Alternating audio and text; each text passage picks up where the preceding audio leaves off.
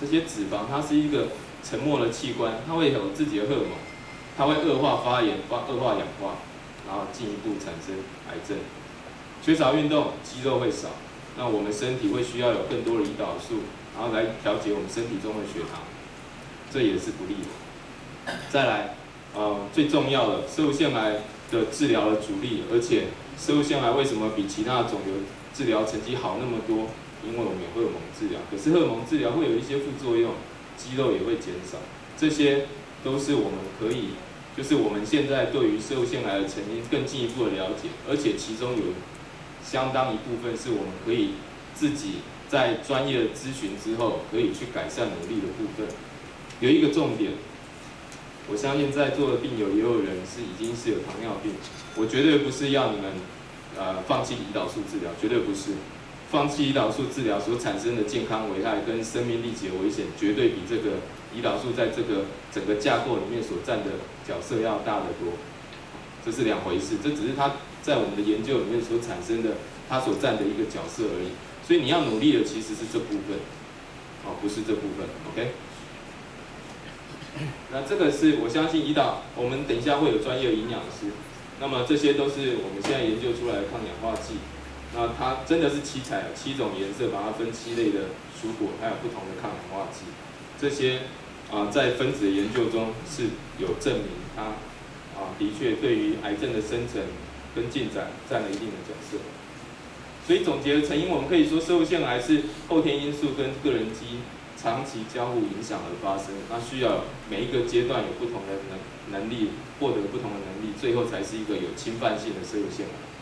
现代化的西化饮食还有减少运动，会弱化我们摄护腺细胞自己的保护机转，使得细胞产生癌化。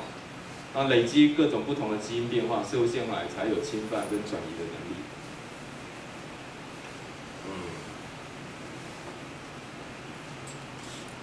好，那接下来是有关诊断的部分，在座的病友可能已经经历过这一些诊断，所以这只是一个复习啊。一直到现在。像我们诊断方面最主要、最依赖的工具还是 PSA， 它已经被发明了40年了。在这中间，医界也不是躺着睡觉的，就是一直在发展新的诊断工具，但是还是没有办法超越 PSA。那另外，肛门指检还是最直接的办法，而且最近我们对于它也有了重新的认知，我们等一下会介绍。那这2个是最新的进展 ，PCA3 的 marker， 它是从一个尿检。简单，病人端只要留一个尿给我们做检查，我们可以进一步去定焦在比较容易真的体内藏有摄护腺癌的状况。那核磁共振，这是科技的进展，核磁共振它的能量、它的解像度比过去要强很多。摄护腺是一个很小、很密集的一个很紧凑的一个器官，在这里面你要找到一个癌组织，在过去的影像学是没有办法。所以这是拜科技的进展，我们有可能可以改变我们诊断的方式。我们等一下可以用1、2张实在介绍。所以诊断呢，简单的来说，在2014年的今天，标准还是靠肛门指检，还有 PSA 的抗原来侦测可能有摄护腺癌藏在体内。那接下来怎么办？所以摄护腺癌抗原，我们知道它的来龙去脉就可以了。它是由摄护腺上皮细胞还有癌细胞所产生的，不会在别的器官所产生。它本身呢是一个蛋白质，它在我们年轻的时候，它跟我们的生育能力是有关系的。它会切断精液中的纤维蛋白，让精虫可以在我们的精液里面有活动力。然后所以它跟我们男生这个让配偶受孕的能力有绝对的关系。但是有一个重点。各位可能也受到这样的困扰过 ，PSA 升高，并不代表它一定是摄护腺癌，很多其他影响摄护腺的问题也会造成 PSA 的升高，所以我们在门诊一开始就要先排除这一些尽量的排除这些可能性，最后才要进一步做切片诊断。那摄护腺癌4以下，我们是认为它是相对正常，但是有一个观念。跟各位沟通的是，任何的检查它没有一个这么100%完美的一个切分点，事实上，你看再试一下它，如果我们去切片，它还是有一定的比例会有得癌的机会。所以4到10是所谓的中间值啊。那我们在台湾的 data 其实也类似，大概在20%到25%。那我们如果做切片，侦测到攝護腺癌的机会有25%，那大于10，那机会就大很多。所以我们各位在门诊也可能经历过我们验这个游离肽的 PSA， 目的就是我们念之在之的是希望减少各位病友可能会受到的副作用，能够让我们每一个切片、每一个侵犯性的检查都有最大的代价。所以这游离肽 PSA 就是希望能够减少不必要的切片。那这个肛门指检因为刚刚我有一张图讲到攝護腺的位置，事实上还有一个很重点是，攝護腺癌绝大部分都产生在最后面这一块，所以肛门指检我们可以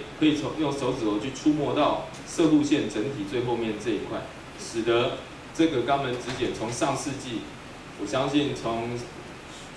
泌尿科医师开山始祖就已经在用的检查。一直到21世纪的现在，它还是在攝護腺癌的诊治里面有非常重要的角色，因为我们可以直接触摸到最容易产生攝護腺癌的区域。但是大家应该也可以想象，它只是用医生的手指头去摸，它并不是那么的敏感，而且我们所摸到的硬块也不见得就一定是恶性肿瘤，所以它好像不太准确。可是在这5年来，我们对于这个肛门指检的重要性，事实上不是越来越弱，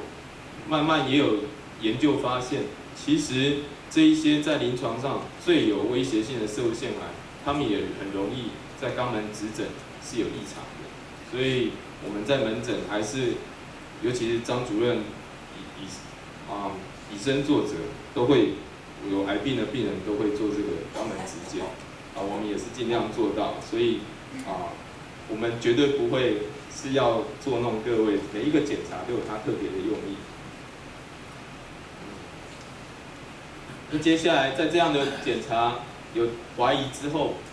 我们还是不得已需要做切片才能真正的诊断。切片需要我们用的是一个超音波放在肛门里面，直接贴着，大家可以想象，就像那根手指头直接贴着攝護腺做扫描，然后做标准的系统性的切片。那这个就是切片的针它其实是一个弹簧枪，所以从这弹簧枪里面我们可以得到一小片的组织，然后请病理科医师用显微镜去诊断。那到现在为止最标准的还是这个，我们过往20年前、30年前标准是这个6片的切片。那在很多累积了多年的研究，这是一个10年的结晶。我们现在的标准是这个12片的切片。那意思就是说，我们要把攝護腺大概分成就是容易产生攝護腺癌的这个后区，把它分成12块，我们去用一个针一个针去取样，代表里面有没有攝護腺癌，这是一个系统性的切片。那所以它的代价就是我们经过直肠切片是有风险，会有感染，会有发烧，所以在我们医院相当小心，都有请各位住院，而且还要再观察，就是为了这样的原理。但是事实上，在所有的癌症分成是血液癌跟这个实心的癌，攝護腺癌是唯一还没有办法用影像学去做导引切片的一个肿瘤。原因不是因为这一方面的发展特别慢，是因为这边的诊断比较困难。最近以来，因为科技的进展，我们用比较高能量的核磁共振，在本院也是用最高能量的核磁共振，我们可以看得到一些有怀疑的区域。那经过软体，我们可以把这个怀疑的区域呢，跟超音波的影像用3D 重叠在一起，所以我们可以用现在我们可以用3D 的影像去直接针对我们核磁共振怀疑的地方去做导引切片。这一个在现在还不是事实，它还是在研究的范畴下面去比较。不过我们相当看好未来它有可能会改善我们现在的切片，减少副作用的产生。所以接下来病理科医师就会把我们送给他的这些组织呢去做诊断，那而且还会按照他的细胞凶悍的程度呢，给他一个医生分数。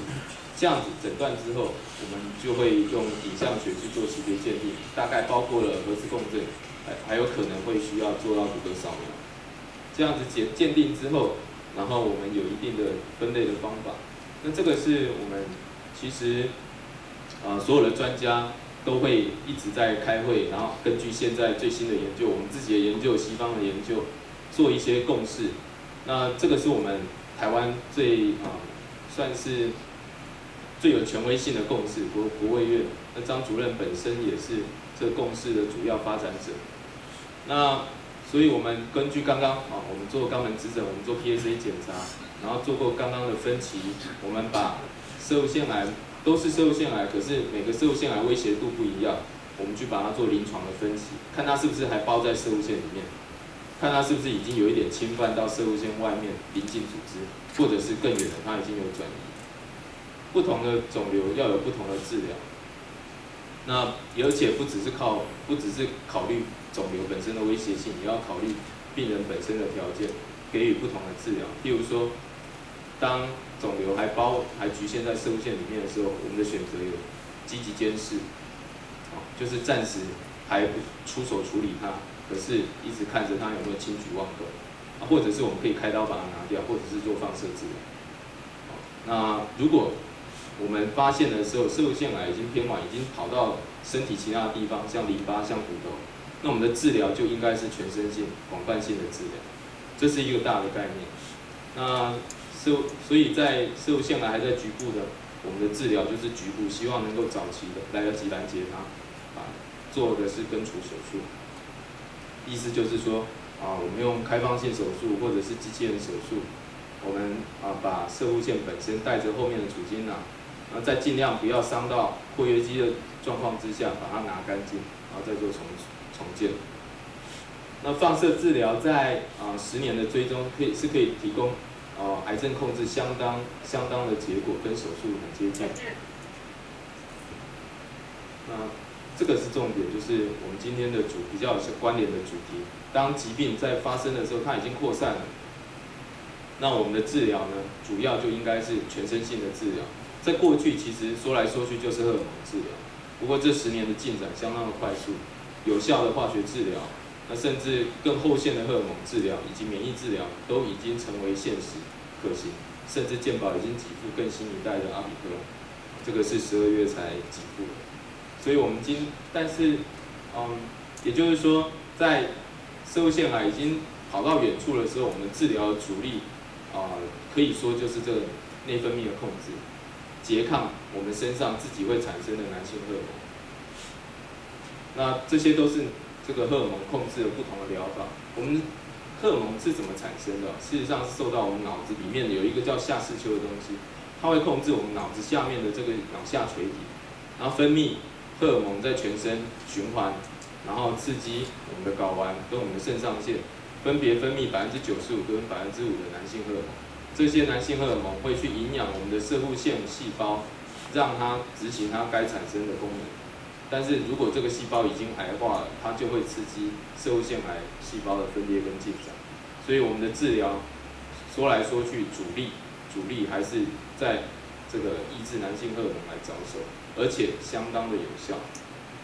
这个我一直觉得我们在一个新的攝護腺癌诊断能够有这么好的治疗成绩，相当一部分是因为它对荷尔蒙的治疗非常有效，而且持久。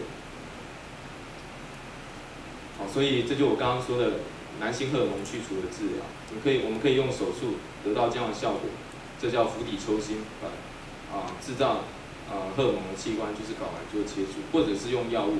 来抑制荷尔蒙的产生。但虽然它非常有效，它也确实有效，那有效到我们需要给我们的病人施予大概长达5年以上，甚至10年、15年都所在多用。因为它需要长期施用，我们会有发现它也有带来一些副作用。我们刚刚有提到，在荷尔蒙治疗之后，脂肪会堆积，肌肉会减少，这对攝護腺癌本身是稍微不利的。那另外是骨质的流失是荷尔蒙治疗所伴随的现象。那在后期的攝護腺癌，这是一个非常重要，有没有产生骨头流失所相对的并发症，对病人的预后有非常重要的影响。所以我们今天的主题就是锁定在骨质的照顾。那这是我的一个总结了的投影片啊，摄护腺癌它产生之后，我们这个是当它已经产生全身转移的时候，我们有一个非常非常有效的工具，就是把男性荷尔蒙给去除掉。这个纵轴呢，就是这个摄护腺癌本身的疾病活性，所以你去除掉男性荷尔蒙之后，它可以降到谷底 ，PSA 甚至降到0都常常可见，而且它效果可以持续很久。那过去如果它复发了，我们就没招了。那这10年来，我们多了很多治疗的工具，像化学治疗。那针对后期骨头产生的转移呢，我们有相当有效的药物，像Zoledronate S， 它的中文我忘了。张主任等一下会再跟我们强调这几个骨头针对骨头的治疗。那还有更新的药物，都已经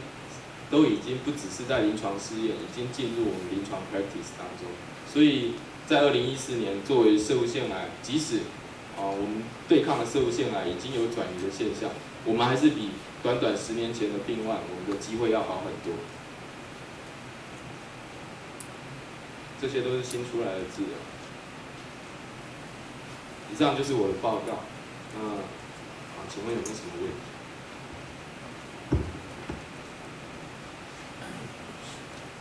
因为那个医师他今天还要开手术，那所以在他这一方面也希望就是说在场，就对他的这个影响，不要提供在这个或者是在最后我们有一个那如果有愿意要提供这方面，就。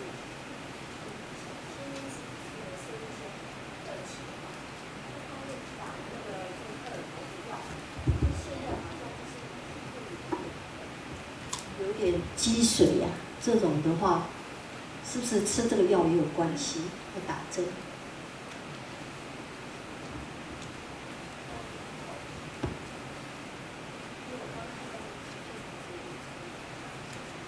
其实腹部积水并不是我们抑制男性荷尔蒙所直接会产生的效果。那我们刚刚显示的那个图，其实是显示我们在长期治疗荷尔蒙治疗之后，比较容易产生脂肪的堆积，包括腹部脂肪的堆积。那腹部积水，我们会去考虑，临床上会考虑其他的因素，最主要的像是肝功能的部分，那或者是其他腹部发炎。但是如果它没有相关的症状，也不用那么多吃。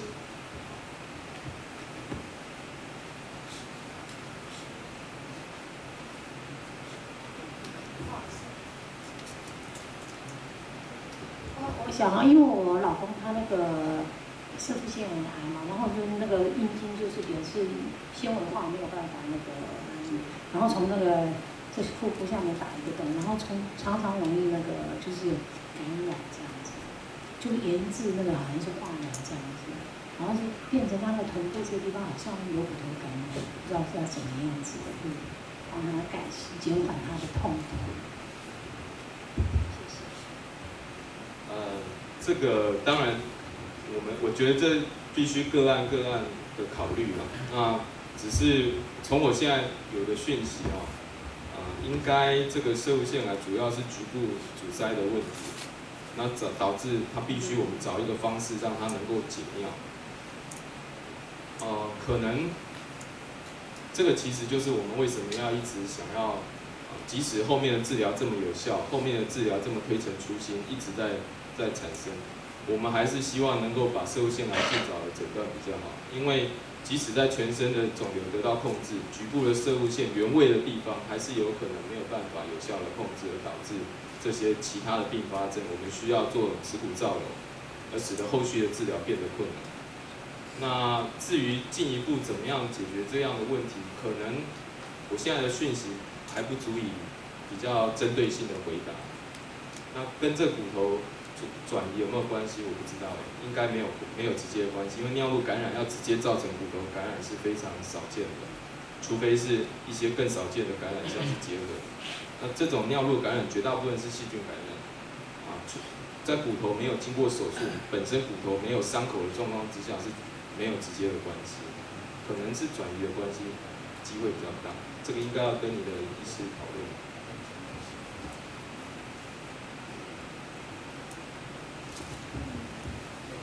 我询问一下，因为我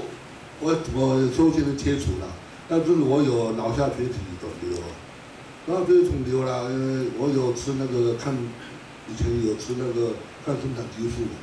那这样的话我切除以后的话，